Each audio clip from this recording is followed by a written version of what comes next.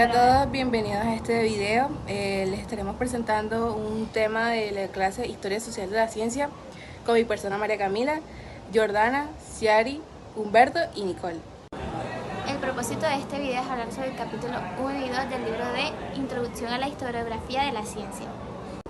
La idea es reflexionar juntos sobre qué significa hacer historia de la ciencia y cuáles son los diferentes enfoques que se utilizaron para estudiarla.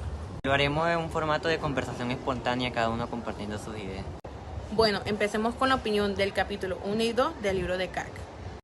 Algo que me parece interesante de este primer capítulo es que no nos explica la historia de la ciencia como el estudio de los fenómenos, sino de cómo nosotros los humanos llegamos a estas conclusiones, es decir, los procesos que hacemos para encontrar estos descubrimientos históricos.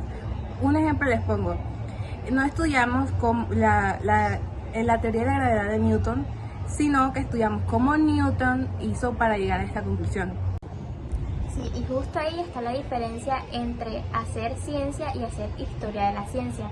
La ciencia se basa más en investigar la naturaleza. La historia de la ciencia se centra más en el contexto político, social y cultural en el que se hizo, el por qué se hizo. Exacto, y Kark insiste que el objeto de estudio es doble. Por un lado, los desarrollos son teóricos y por el otro, los conceptos en los que esos desarrollos ocurren. Eso hace que la historia de la ciencia tenga un carácter indisciplinario porque se conecta con la historia social, la filosófica y la sociológica. Hola, a mí también me gustó que se menciona también la importancia de ver cómo la ciencia como algo lineal y no acumulativo. Más bien hay rupturas, debates, cambios, paradigmas, entre otros temas. Entonces, hacer historia de la ciencia implica reconocer esos momentos de tensión y transformación. Y con eso ya pasamos al capítulo 2, donde se habla de los principales enfoques que el autor menciona. Como por ejemplo el enfoque internalista, que se centra en las ideas científicas mismas, y en el externalista, que estudia los factores sociales, económicos y culturales cuya ciencia incluye.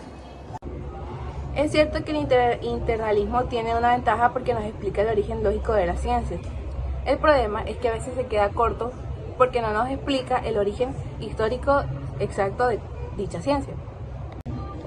Mientras que el externalismo sí aporta esa visión amplia, pero puede correr el riesgo de olvidar el contenido mismo de la ciencia, concentrarse más el contexto y no tanto por la lógica de las teorías.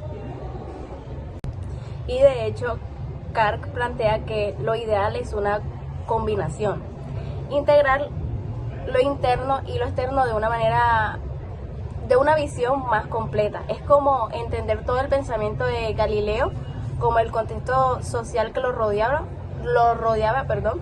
por ejemplo, la influencia de la iglesia.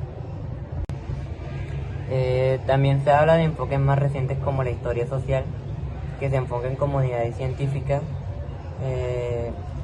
en cómo se organizan en las instituciones prácticas. Eso me parece muy útil porque acerca a la ciencia a la vida cotidiana de la sociedad. Y sí, creo que como estudiante de ciencias humanas nos sirve pensar que la ciencia no está aislada de nuestro entorno, sino que forma parte de los procesos históricos, conflictos y hasta ideologías en cada época en la que vayamos pasando. Para cerrar, entendemos que la historia de la ciencia no es como hablando desde el punto de vista académico-científico, sino es la historia de cómo estos procesos científicos se dan, contextos, aciertos y conflictos. Y bueno, personalmente me llevo a la idea de que no existe una única manera de hacer la historia de la ciencia, sino que depende de la pregunta que uno quiere responder. Y que reconocer que esta historiografía nos ayuda a valorar la ciencia como algo abstracto, sino como parte de la historia general de la humanidad. En conclusión, este ejercicio nos permitió fortalecer y reflexionar sobre lo que es importante en realidad. Y siento que como estudiantes de ciencias humanas, este tema nos ha ayudado a acercarnos a medida de la mirada crítica y un poquito contextual. Muchas gracias por su atención.